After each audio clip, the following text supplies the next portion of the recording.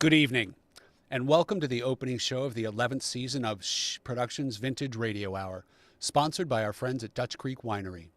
Our COVID-inspired project now encompasses over 160 fantastic performers and technicians, ages 10 to 83, from 24 states, Canada, and the UK, and seeks to transport our wonderful audiences back to the golden days of radio. Our gifted storytellers will ignite your imaginations by bringing you a collection of 3 shows filled with jokes, joy, and maybe a little cheer. The upcoming show, Fibber McGee and Molly, Fibber Paints a Christmas Tree White, originally aired in 1945. Our presentation features the cast of Jacob Erney from Ohio, E.K. Dagenfield from California, Christine Asero from Maryland, David Bucci and Michele Bailey from Ohio, and Maddy Shilts from Illinois. We bring you all the festive favorites, you know, frustration, foul language, flagrant falsehoods, and Christmas furs. Well, the piney kind. Join us, you know you want to. But first, grab the eggnog and the Lactaid. Bring the figgy pudding. Bring it right here. Now, shh.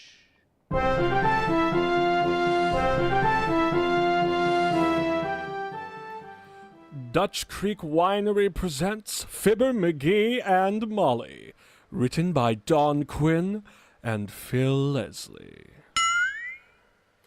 There are certain people who simply won't admit that nature does anything right. They are the kind who gild cattails, paint "Whose little tootsie are you?" on the shells of baby turtles, and clip poodle dogs to look like anemic lions. Here's one of those people now, as we meet Fibber McGee and Molly. Hey, Fred. How much you charge me to paint this Christmas tree white? Why do you want it white, McGee?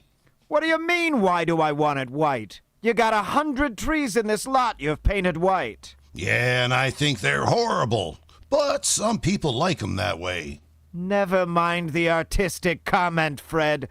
How much? $10. $10? To paint a little white paint on this half-pint tree? Who do you think you are, Rembrandt? Look, maybe you didn't understand.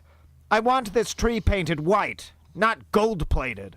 $10. You're a pirate! And I'll bet you've made $200 already today. You're a cheapskate, and I've made 340. You're a robber! And you want to sell a half interest in the lot? You're a stoop, and I wouldn't sell my own mother a half interest. You're a low-down, dirty, four-flushing...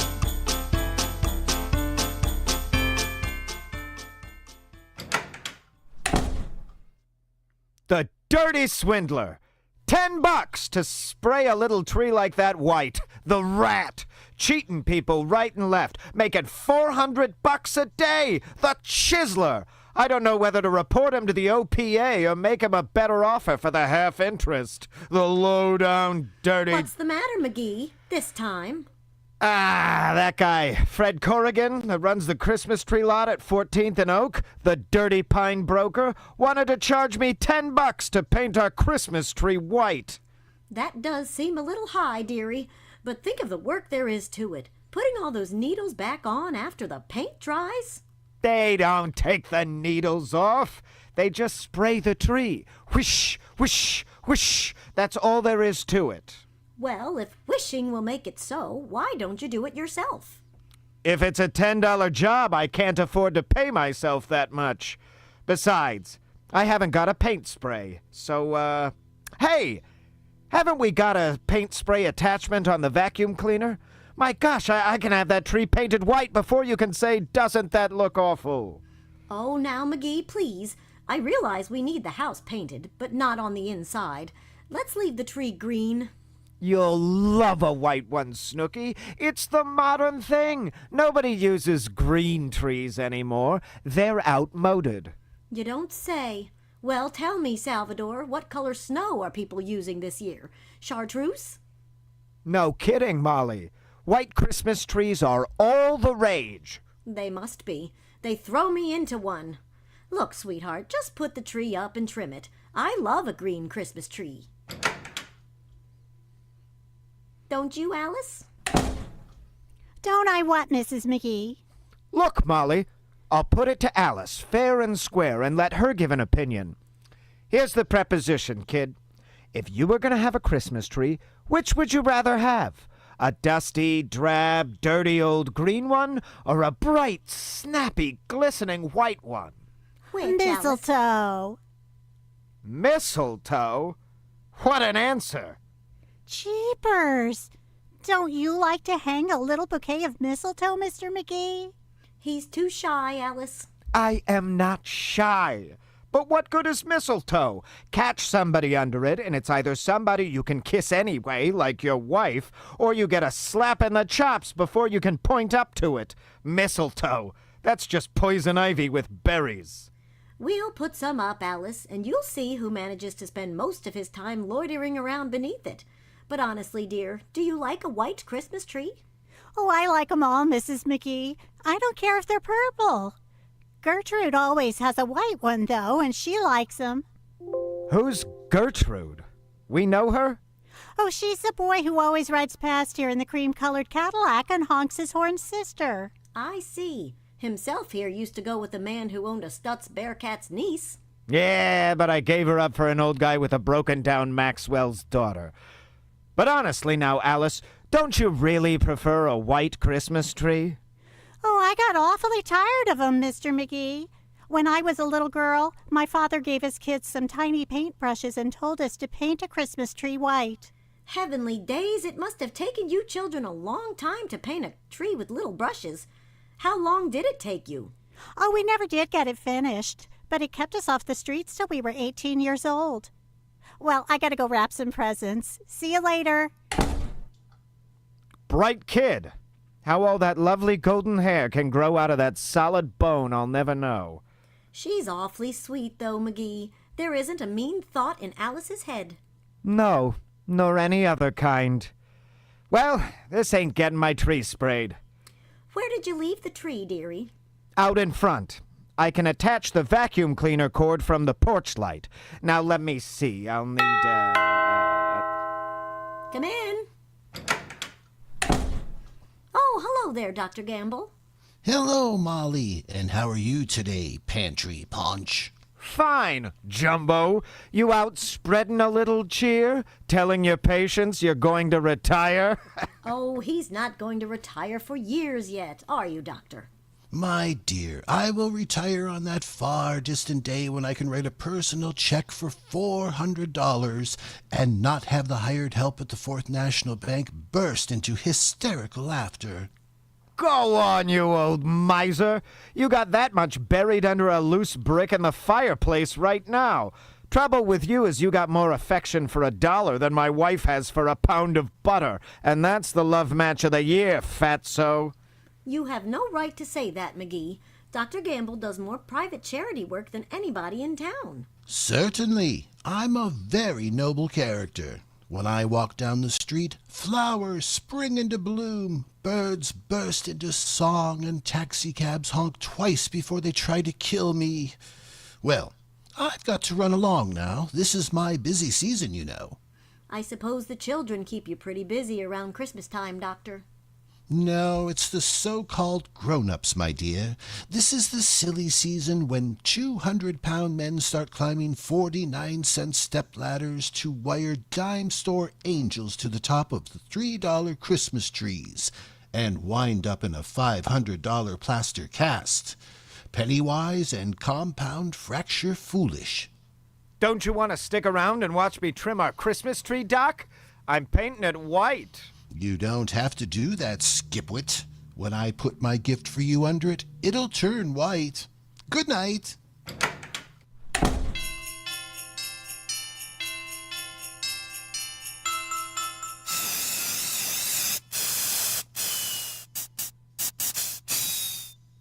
Ah, this doggone thing clogs up like a sentimental woman at a sad movie. What seems to be the matter, dearie? This paint spray goes along all right for a minute, then it chokes up. And when it comes loose again, it throws a blob of paint that would knock Dr. IQ out of the balcony. Pound it on the porch steps. Maybe that will loosen it up. Okay, I will. Now try it. Okay. Heavenly days, McGee, you almost hit me with that. Sorry, kiddo. I didn't know it was loaded. Well, here we go. Dad ratted, it's done it again. Clogged up. Well, hurry up and get the job finished, McGee. It's colder than a lineman's lunch out here. You go in the house if you wanna. I can handle this all right. No, I've got to stay out here and tell people who you are. Get a little more of that white paint on you and they'll think you're a badly constructed snowman.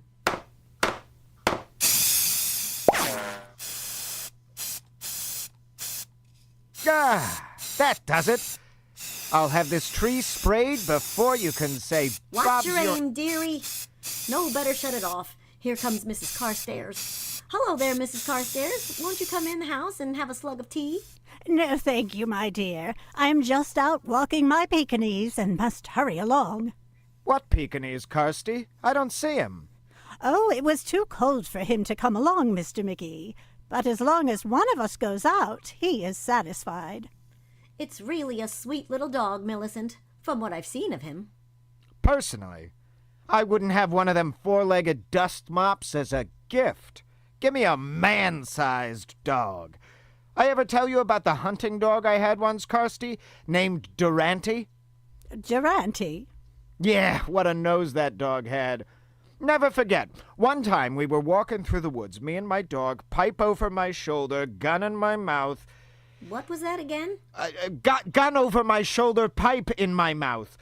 When all of a sudden, Durante freezes. He's on point, nose quivering, tail out like a ramrod, 1 foot in the air. I raises my gun, walk slowly forward, and there, not 10 feet away, is a guy sitting on a stump. That was quite a dog, Mr. McGee. Trained to flush game wardens, was he? No, sir. I bawled the dog out, and then I was never so ashamed in my life. It was the smartest thing he'd ever done. Why? Well, sir, I got talking to the guy, and you know what? His name was Partridge. Henry W. Partridge. Wasn't that wonderful, Kirsty? No, I don't think that is so remarkable, Mr. McGee, in light of what a police dog of mine once did. What was that, Millicent? After all, it's so cold out tonight, the bologna won't spoil. Well, this dog of ours was extremely intelligent. One day I had him in the post office, and I noticed he was staring at the police posters on the wall. Suddenly he dashed out the door and was gone. Probably went out to steal an apple off a fruit stand, Kirsty. No. When I got home, he was gripping our butler by the vest pocket and was barking into the telephone, which he had knocked off the table. When the police arrived, it turned out that Jarvis was wanted by the authorities in 3 states. But why was your dog holding him by the vest pocket, Millicent? That was where our butler kept his fountain pen. You see, he was wanted for forgery. Well, so nice to have seen you. Good evening. Who does she think she's kidding? I don't believe a word of that story. I'll bet she just made that up. Never mind her, dearie. Get busy with that paint before it freezes solid. Gee, it might at that. Well, back to work.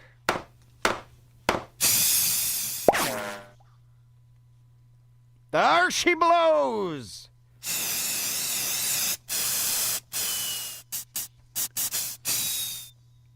Stopped up again, McGee? Yeah, the doggone thing. And I only got about a third of this tree sprayed. Maybe if... Hey! Wait a minute. What? How could Carstairs' dog be gripping the butler by the vest and barking into the phone at the same time? She didn't say he was gripping the butler with his teeth, dearie. After all, a dog as smart as that could hold him down with one hind paw, dial the police station with the other, and use his front feet to take fingerprints. Maybe. Why should I worry?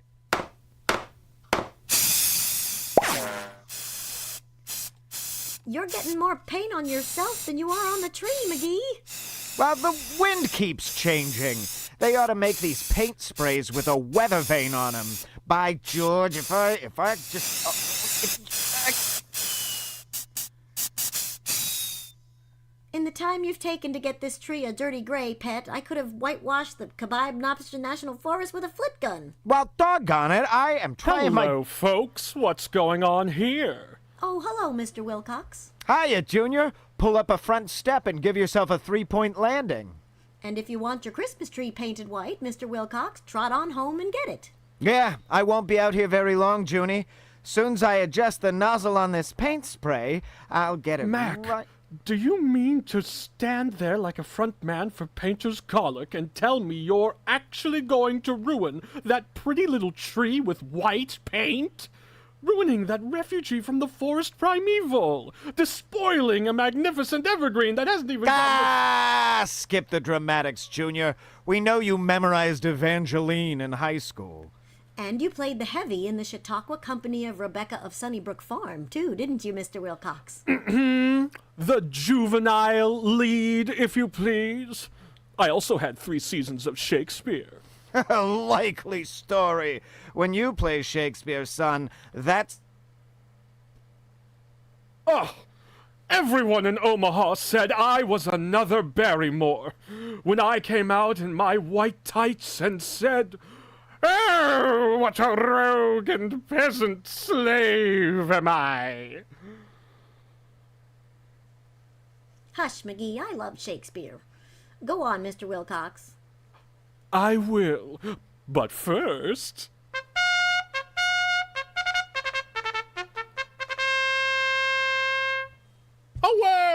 A word about our noble patron, Dutch Creek Winery.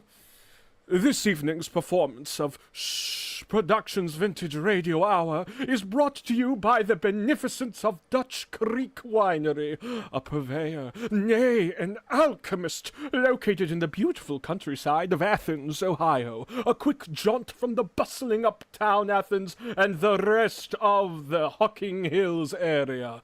Visit their tasting room to partake of their unique and amazing small batch wines, ciders, and meads, as well as local craft beers and other elixirs and delicacies. Spend an afternoon or evening relaxing in their tasting room in an enclosed patio overlooking the verdant scenery, or in the dog-friendly picnic grove. No reservations required. Enjoy your wine selection expertly paired with a house-made pizza or charcuterie board.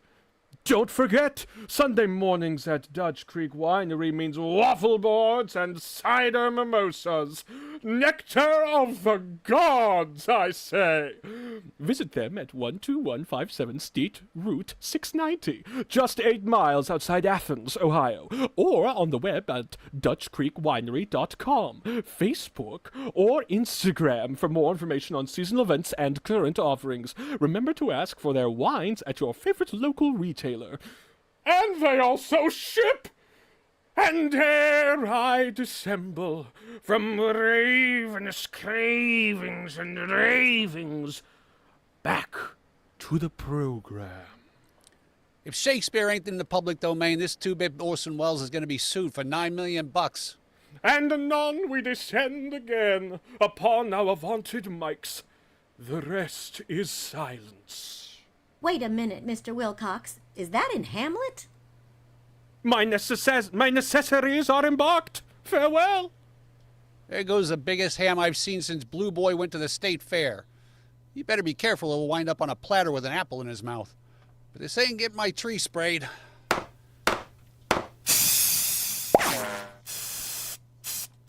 Ah, this is the best it's been yet. Look how white the tree's getting, Molly. There's one question I'd like to ask you, McGee. Are you sure that Don't bother me now, kiddo. I'm going too good. Ah, ha, ha, hot dog. Ain't that getting beautiful? Finally got this spray gun working perfect. I know, but look, McGee, I've been wanting to ask you if you... Nah, later, Tootsie. I'm just about finished. There we are. All done. And believe me, that's the whitest Christmas tree you'll ever see. Now, won't you admit this is a mighty perfect effect, baby? Yes, if you like that sort of thing. Well, I'll go in and make some hot coffee, dearie. McGee? Yeah? Whose Christmas tree is this on the front porch? Oh, that's the one I bought this morning that I'm going to paint white. And, oh, my gosh, what tree did I paint? The one that's been growing there in the yard all these years? Bring in the vacuum cleaner when you come. If I ain't the dumbest guy that ever lived, a wise guy, a know-it-all, can't tell one tree from another. I'm a saphead. I'm brainless, incompetent, ham-handed, butterfingers. And if I wasn't so stupid, I'd never let me sit here and insult me either. What's the matter, mister? Hey, I know that voice. Is that you, Teeny? Sure is, I betcha. What you sitting there with your head in your hands for, mister? Got a headache? Want me to get you an aspirin? Want me to? No thanks, sis. Medicine won't touch the kind of headache I got. I just busted my ego in 4 places. Gee, I'm sorry, mister, but... Oh, boy! Who did that? Who did what? Who painted that tree white? Gee, is that ever beautiful? Yeah, you see, I got a little confused and... You're the nicest man in town, I betcha. You put your Christmas tree right out in the front yard where everybody can share it with you. Well, I didn't exactly... Gee, all the kids in the neighborhood are gonna love you for this, mister. Boy, I can hardly wait till you get it all lighted up. You can't, hey? I says you can't, hey? Can't what? Can't wait till I get all the lights on it. Gee, neither can I. And you know what, mister? What? When it's growing out of the ground like that, it can't wobble and fall over either. Our Christmas tree at home is always wobbly. Well, lots of people make that mistake, sis. They don't stop to think if they were a tree and got all lit up and then came into a warm room, they'd wobble a little too. I'll skip it. So, you think it looks all right out here in the front yard, eh? Oh boy, I'll say. Now all the little children that haven't got Christmas trees at home can come and see yours, can't they? Yes, I kind of planned to get a lot of little bags of candy and stuff and let the kids help themselves Christmas Eve, sis. Right, just plan that. You think they'd like that? Gee, will they ever? And us kids will sing. Sing what? You know, this song we sing for you every Christmas time? 'Twas the night before Christmas. Would you like to hear it now, mister? Yes, I believe I would, sis. Okay. Hey, Kenny, Johnny, Buddy, Randy, come here. He wants to hear it.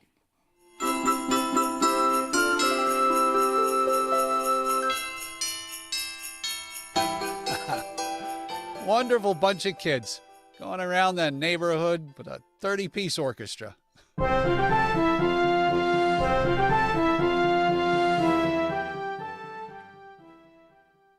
Thank you to our outstanding performers, our sponsor, Dutch Creek Winery, our terrific production master, Nick Martin, and to you, our audience, for joining us for our 11th season. We hope you enjoyed the show, and we invite you to skate on over to our next classic tale, Our Miss Brooks, a Christmas gift mix-up, which will begin soon on this same YouTube channel. If you hadn't already, please be sure to subscribe to the channel and stay tuned for our next season of shows happening in February. And until then, have a warm and safe holiday season, an amazing new year. Take care of each other, and shh.